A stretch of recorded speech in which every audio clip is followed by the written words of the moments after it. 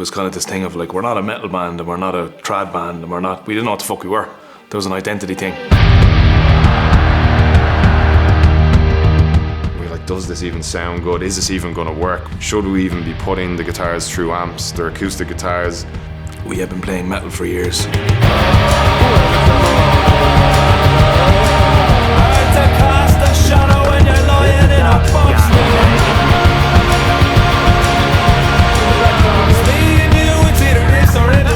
When the band started, it was acoustic guitars and a box and an acoustic bass. We had these demos that we were sitting on that were a lot heavier and they had this new direction. And we were kind of going, yeah, we're into this, but we need to write more acoustic material and we need to do what we've done in the past. Coming in here and working with the two Jameses and having the setup like we did and hearing it back in real time and recording live, and a lot of kind of confidence boosts from them to kind of go, this is great. My name's James Eager. I was the sound engineer for the album.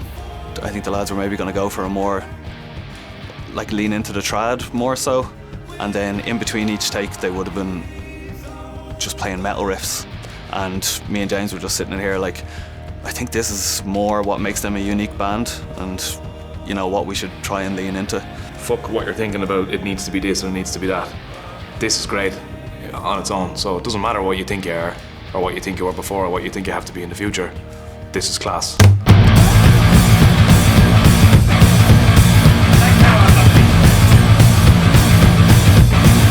We weren't seeking a producer necessarily, it kind of just happened naturally, which was a good sign for us. My name is James Vincent McMorrow. I produced the new album. Are we friends? Are we enemies? I don't know, it depends on the day, but yeah.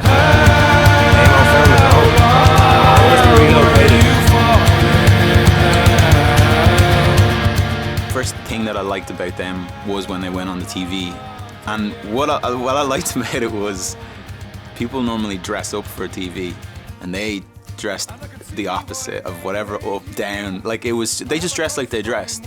So I just liked that they went on like national TV in shorts and were just like, here's us playing a song, and they ripped through it and it was amazing. I think we all brought our own little habits that we built up over the years into the situation. It took a producer to come in and be like, lads, you're doing this, you need to cut that out. You're doing this, you need to cut that out. But I didn't know the lads really. We had like 5 drinks and said, let's go make some stuff and see what happens.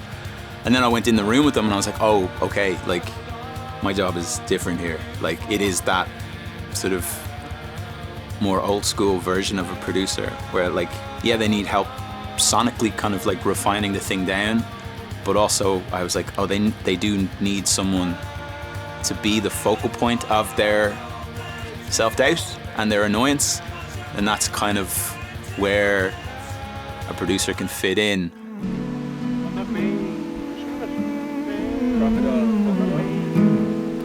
I wouldn't dare to walk down that path again, you wouldn't dare to call me a man, you're a fool.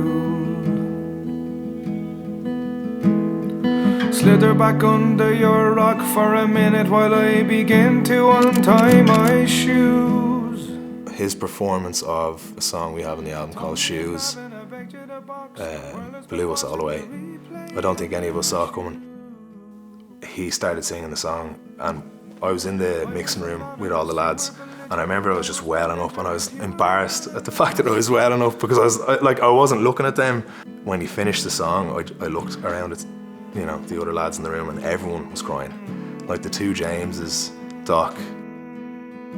Like Shoes, the song that Jordo sings, it's a fucking heartbreaker. It made me cry every single time he got to the end of the song, without fail, because it was unbelievably authentic. But there's people that don't want that from this band, which I think is, I understand if you were in that crowd and you're in that mosh pit and you just want to go all the time. But these are guys that have complicated lives and complicated energies and want to bring to bear all of that complication musically. Cheeky bastard. Ready, solid, baby. We're overthinkers, all of us in the band. So you can get into a headspace where you start to think this is not working. But that day, it felt different. And we recorded Cheeky Bastard, listened to it back in the control, and we all felt fucking great about it. And that energy kind of stayed for the rest of the process then. That night, me and Lango sat in here till about 3 in the morning, listening to it on repeat for a good couple of hours, and that was definitely the moment we knew we had something, and it was kind of the first full song we got down tracked.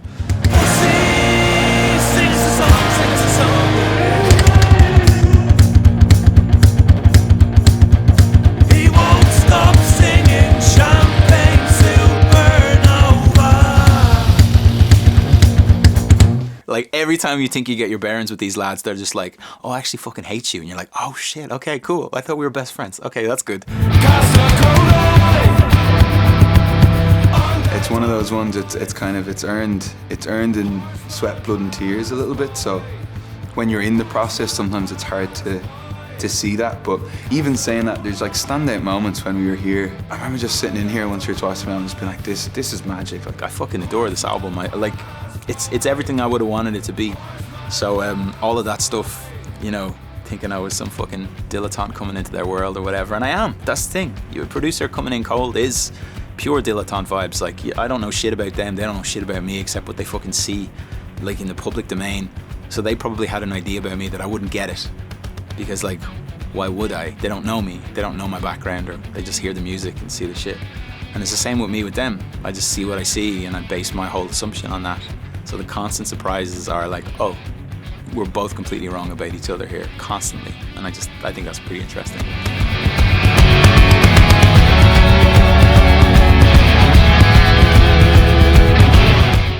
Fucking let's go. All right. Our new album is coming out on the 3rd of November. It's called Mind Yourself. Buy it. Or just, you know, get it into you. Get it right up you. Come on.